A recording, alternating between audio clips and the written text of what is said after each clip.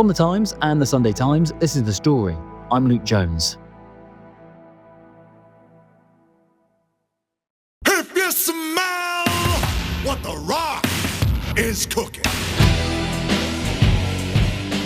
I had a wrestling ring that I think I got for my 5th birthday with various figurines.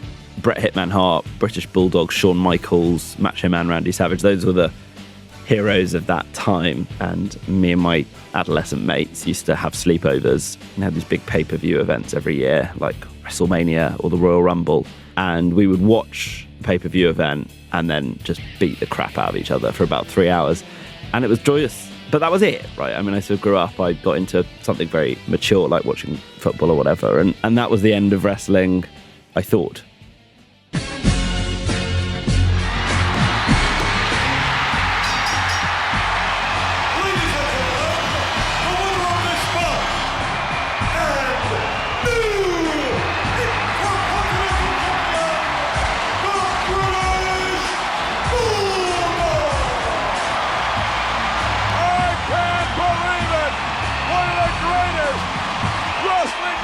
Of all time has just taken place here at SummerSlam. The new Intercontinental Champion, the British Bulldog. I got back interested in it because a couple of my friends from those glory days mentioned to me that they were watching again. I thought, that's weird, we're 36. So I looked into it a bit and I saw that it is having a huge resurgence. It never stopped being popular. And when I talk about wrestling, I'm talking about the WWE, which is the dominant wrestling organisation. But it is really particularly popular at the moment for various reasons. The main one is that Vince McMahon, who had been running wrestling for basically the best part of 3 decades, stepped down for various reasons. And it's had a new lease of life. It was like getting rid of the kind of old silverback gorilla, and it's just unleashed kind of a new sense of creativity.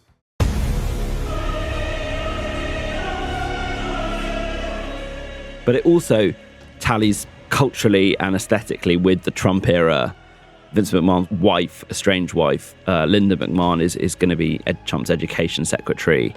He has close personal links to the McMahons and to wrestling and has appeared on it. But it also just vibes with Trumpism. And so I was sort of interested in the politics of that as well.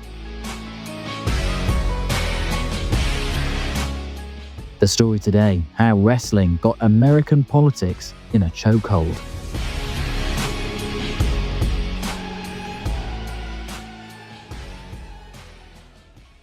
I'm Josh Glancy. I am currently news review editor for the Sunday Times, but every once in a while they let me off the leash to do a passion project. And this really is a passion project. I mean, how young were you when you first saw wrestling? I can't even remember, but probably about 4. And I stayed into it for a couple of years as a toddler or kid.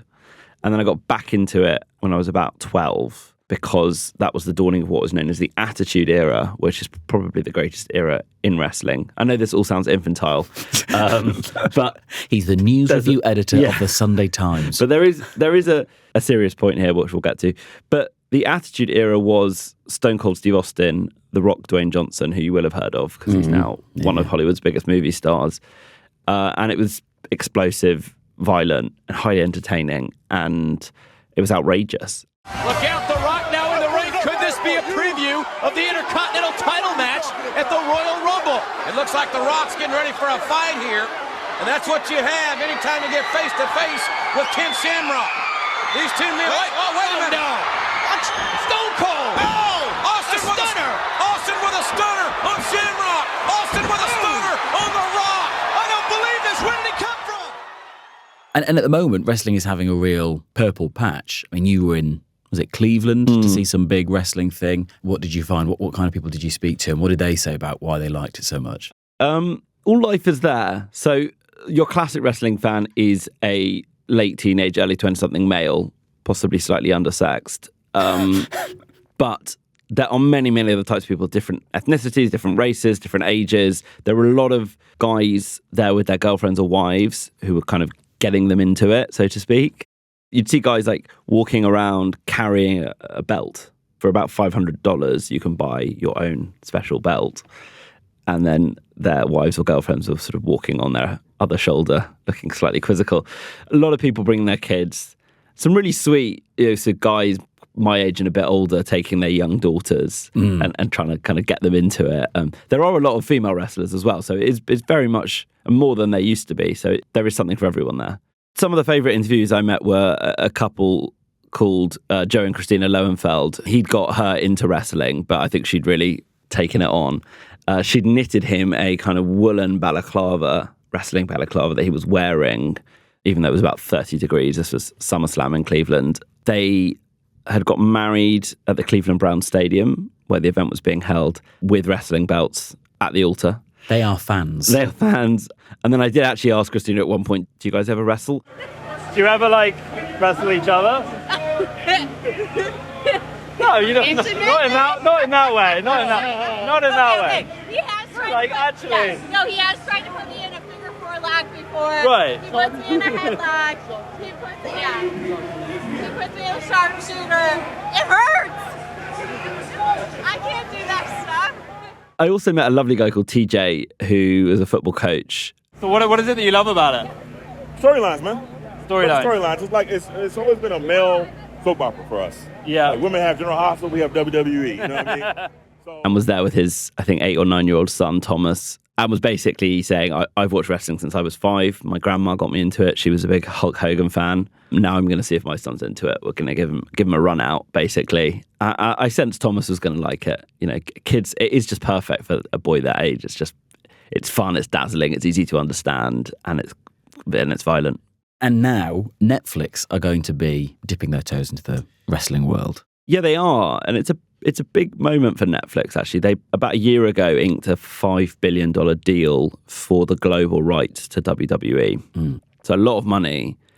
And Netflix haven't really done regular live programming at any point. They do the odd one-off thing. So they just did a Jake Paul versus Mike Tyson boxing fight in Dallas, which kind of comes into the same cultural sphere as wrestling. It's, partly aimed at getting young men on the internet watching. Kind of men who listen to Joe Rogan, who watch a lot of YouTube, gamers, post on Reddit threads, that sort of cultural manosphere, they call it.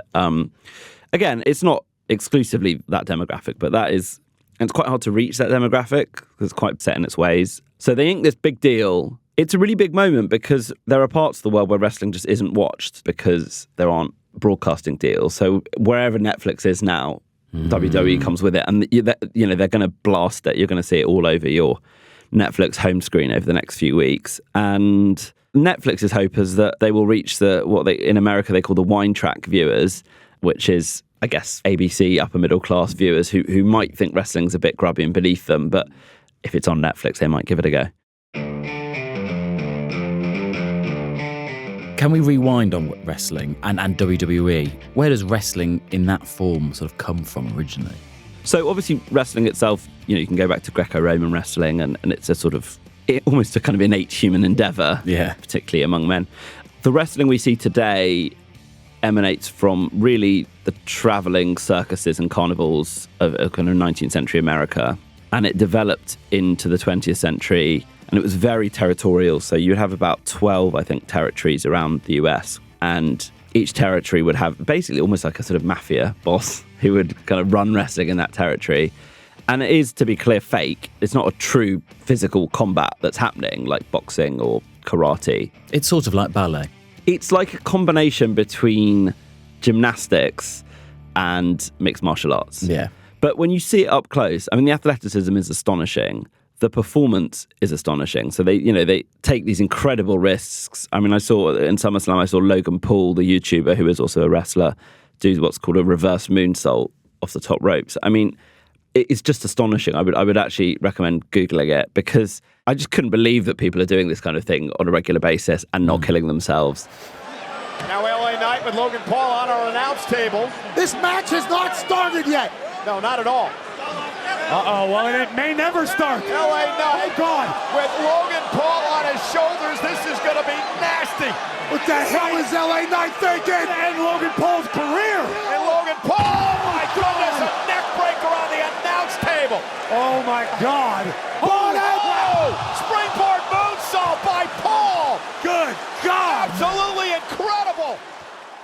So you do admire it, and the acting, and it's all about also the great wrestlers don't just bring athleticism; they bring charisma and a sort of a brand that they develop that the fans love. Sometimes the fans love to hate. So there's a character in wrestling called a heel, which is someone who is deliberately obnoxious and the crowd love to boo them. And in many ways, Donald Trump is a classic heel, and who sort of plays up their baddie status at times. So there's a kind of camp melodrama to it that everyone sort of loves, but there is also just profound athleticism, and they really do screw up their bodies. And there is obviously a dark side to wrestling, which we'll touch on, but the physical toll it takes on them is enormous. The lengths they have to go to build their bodies up to do the moves and that sort of thing. So if in the early 20th century we had these sort of wrestling territories around the US, and as you said, there's some sort of boss at the top of them. One of these bosses was actually Vince McMahon's father, the guy who would go on to run for many decades, who you mentioned, WWE. How did that properly get going? So yeah, Vince McMahon Sr. was one of the leading wrestling impresarios in America. He was somewhat estranged from his son because he was separated from his son's mother. And so Vince Jr. grew up on a trailer park in North Carolina. He had a brutal childhood, and he went to see his father, I think when he was about 12 or 13, and his father accepted him in. Vince Sr. got older and a bit ill. He decided to sell his wrestling business, which was based around New York, New Jersey, and Vince Jr. bought it. This was in about 1982, I think. And his vision was to basically break up the old cartel and take wrestling national. And he did it. He introduced things like pay-per-view, which completely changed the economic landscape. So WrestleMania was his big innovation, which is basically the Super Bowl for wrestling. It's the big annual showdown.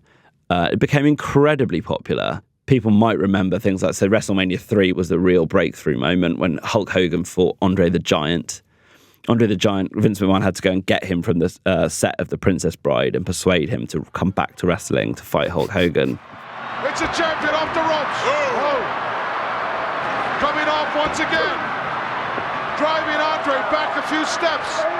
Unbelievable, Monsoon. I can't believe that. Oh, and he caught him. Ran right into a chop. Hogan is down. Andre needs to do something here to finish him off. Andre shaking his head, trying to clear the cobwebs. It was mega. It really was so popular.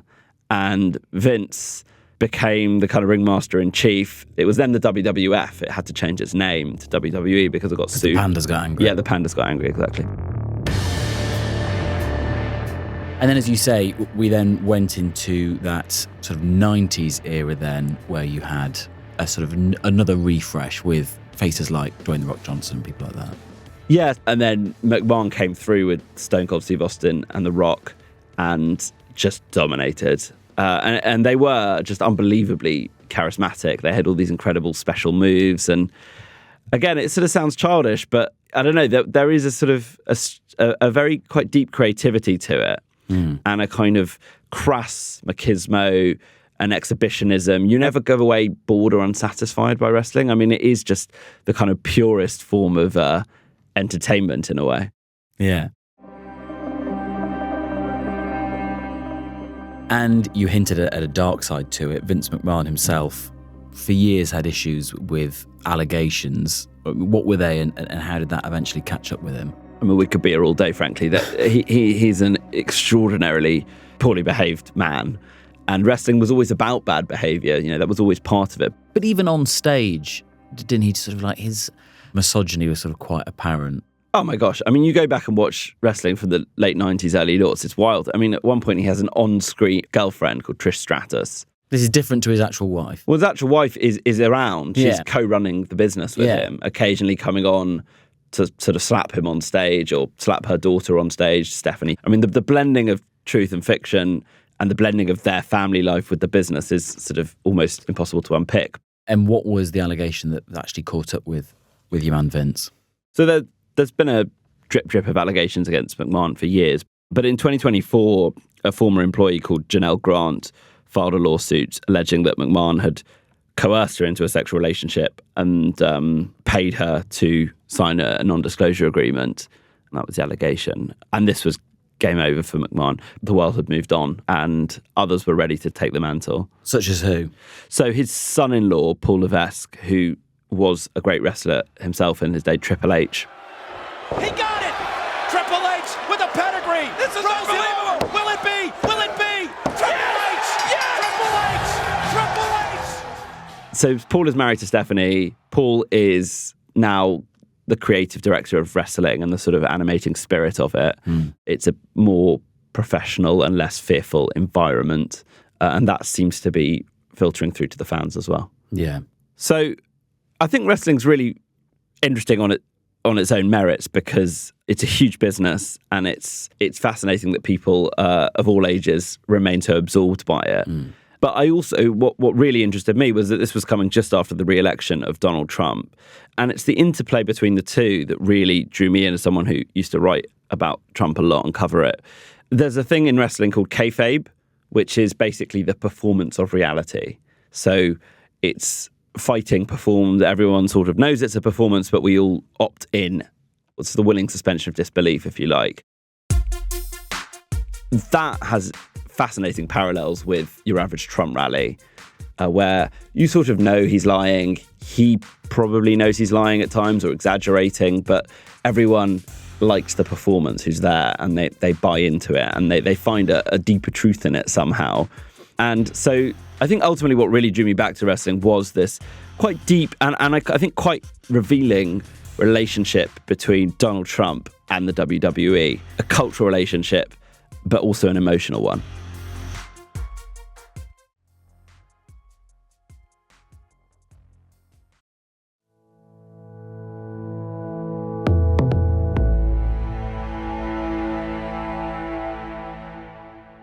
Josh, we've been discussing wrestling, its rise and its controversial twists. And actually, as you were suggesting that, I hadn't realised you're probably the perfect person to join the dots between wrestling world and Trump world. What with your misspent youth and then your reporting on misspent Trump. reporting years. Misspent reporting years.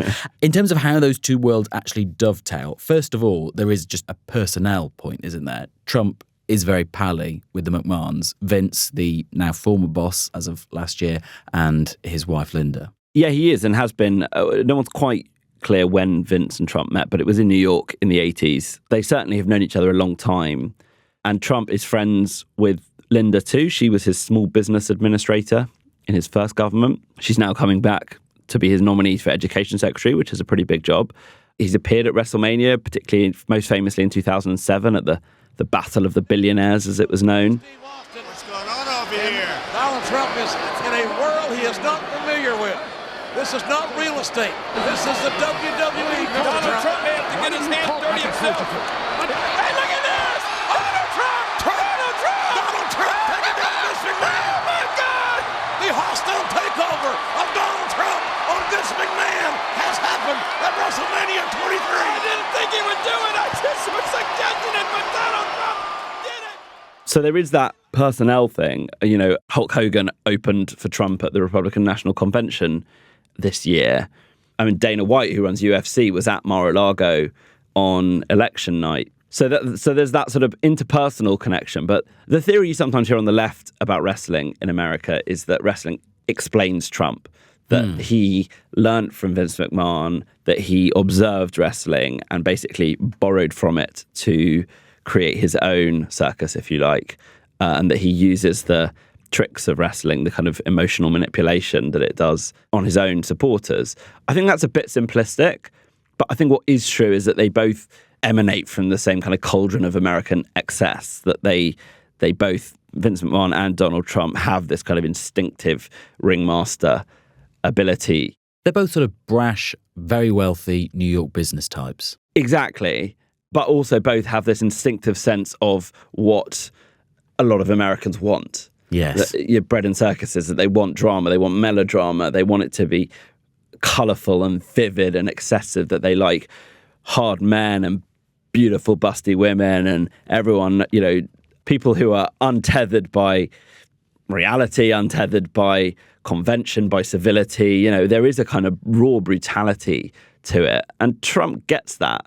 And he gets that it also should be a little bit fun and a little bit self-aware and a little bit catty. And so there is this real kind of cultural mesh between the two. And I think you could probably say that most people who like wrestling vote for Donald Trump. I'm sure not all. On the interplay between how Trump deals with a crowd, and Vince McMahon did. You suggested we should listen to some of it. So this is Donald Trump. You better hold your guy back, Vince, because he's going to have a hard time on April 1st. Let me tell you right now. He's going to have the hardest time he's ever had in the ring. So that's Trump, sort of classic Trump as we know and love. And then this is your man, Vince. You know what? That's what I think. The reason Donald Trump's not coming out here is because, well, he knows I have the grapefruits to give him a patented Mr. McMahon billionaire bitch slap. Discuss. Discuss, yes. That's the essay question. So I think show you're working. The parallels that really stand out for me are the bombast, the trash talking, the penchant for exaggeration, the kind of venality of it, that it's all about money and size and my grapefruits are bigger than your Trump Towers, whatever that means. But it is that high level of exaggerated performance and the crowd just loving it. And they're just finding it funny, but they're kind of impressed on some level too. And, you know, I think that's one of the hardest things for the British sensibility to understand about Trump and sometimes America more generally, is that idea that you just boast about how much you have, whereas we like to sort of subtly imply it. The other thing that really strikes me about that is you remember just how deeply woven into America's cultural life Donald Trump was. I mean, you know, you think back to when he appeared on Home Alone 2 as a cameo, as a classic, but you listen to rap songs from that era and he becomes a byword for wealth or power. And then you see him in wrestling too and you think, God, like, that, you know, he was woven into their kind of culture. He was a character. He was a character in American life in the way that someone like, I don't know, Jeremy Clarkson is a character in British life, where basically everyone knows who they are and the name immediately conjures something for people. Yeah. But it's really that the style, the kind of McMahon-Trump style that I think is really apparent. And in terms of the utility of this for understanding Trump, it is part of it as well, not then just the mechanics going behind what he does, but the effect it has on an electorate which isn't just the middle-aged couple that you were talking about earlier in Cleveland, your man with the knitted balaclava that he was wearing, but also now this newer, younger generation who were watching Logan Paul boxing and now, you know, also watching wrestling, will probably be enjoying wrestling on Netflix. It explains why he speaks to them. Totally. And that generation of young men went for Trump in a big way during the election. And it's because he's attuned to their cultural sensibilities, because he was going on Joe Rogan, but also because he knows how to speak when he's there. How long have we been talking? A long time. Let's go. Probably like 3 hours. I got to make a speech, Right. but we'll do it again. I want to do it again with you. Okay. You are something. And you've done a great job. Thank you very much. I'm a big fan, and thank you very much. It's been an honor. You know, Kamala Harris didn't go on Joe Rogan, but had she done so, it probably would have been quite an awkward fit. Whereas Trump goes on there and it sort of all meshes together very well. Rogan himself is a former UFC fighter and was very involved in that. So it does explain how he fits into that world and how he reaches some of those voters that other people just can't reach. But it also explains that the way, particularly since the rise of cable news, that politics and entertainment have become increasingly inextricable. And that is Trump's real genius, is his ability to merge and blend the two. For him, he is an entertainer, he is a politician, he's both at the same time. He's not even doing it consciously. I think he just instinctively gets how to put the two together and doesn't think of them as separate things. And how much is this then baked in the levels below Trump? Because you mentioned Vince McMahon's wife, Linda, who's Trump's nominee to be Education Secretary. She runs, correct me if I'm wrong, the America First Policy Institute. So there's some kind of intellectual back end tied in with all of this as well. Is that filtering down through the ranks, or is it just this is Trump and it will live and die with him? It's a really good question because it speaks to that bigger question of, you know, is Trumpism extricable from Trump himself? I think to some extent it's not. But I think that fusion of politics and entertainment isn't instinctively understood by those around Trump as well. And they are also often people, you think of people like Roger Stone or Steve Bannon, they are entertainers as well as politicians or as well as political advisors. Showmanship has been central to the Trump style. I think it would be very difficult for someone who isn't Donald Trump to quite capture his own braggadocio. And when you see other people try it, it often falls flat. Ron DeSantis, the Florida governor. Yeah, famously, but many others too. You know, the trash talking. He's just really good at it. And is that a continuation of something that has been the case in American politics for a long time? CC, Ronald Reagan, actual Hollywood star running for the presidency? Or is this a completely new dynamic, which if you're the Democrats, you're then maybe afresh starting to think, do we need Oprah to run for us, or someone like that, someone who can mesh, as you say, entertainment and politics, and not just be a politician who we can try and punch up to give a decent speech? So I think American politics has always been democratic, kind of red in tooth and claw, and so there has always been a kind of a bare-knuckled aspect to it. And as you say, Ronald Reagan was a Hollywood star. Arnold Schwarzenegger was the governor of California. This is not the first time entertainment has moved into the political space. So it's always been there, I think, and it's always a mistake to think Trump just came out of a vacuum somewhere. I do think that it takes things up a notch considerably. And the Democrats are struggling with this because they are still doing politics the other way. And they have talked about, should Oprah run? Should Michelle Obama run? But again, it's quite hard to replicate this sort of thing, and often a mistake to try. So I think that it leaves them in a slightly difficult position. There was a debate after the election, well, the Democrats, we need our own Joe Rogan, a left-wing Joe Rogan. But you can't grow a Joe Rogan in a laboratory. Like, these things are all organic cultural developments. And Joe Rogan actually used to be kind of left-wing. He was actually a Bernie Sanders supporter. So it doesn't really work like that. And they're not stylistically in tune with that way of doing things. So it is a tricky situation. Have you thought about what your wrestling name would be? My MC name from that era was J to the G, the Duke MC. So I guess something about the Duke, or some kind of thing. The truth is, though, wrestling is so crass. You know, if you're Scottish, they put you in a kilt. If you're German, they make you a kind of Terminator. So they'd probably make me like a sort of, flying rabbi or something. I don't know. Well, we look forward to that, John. Thank you.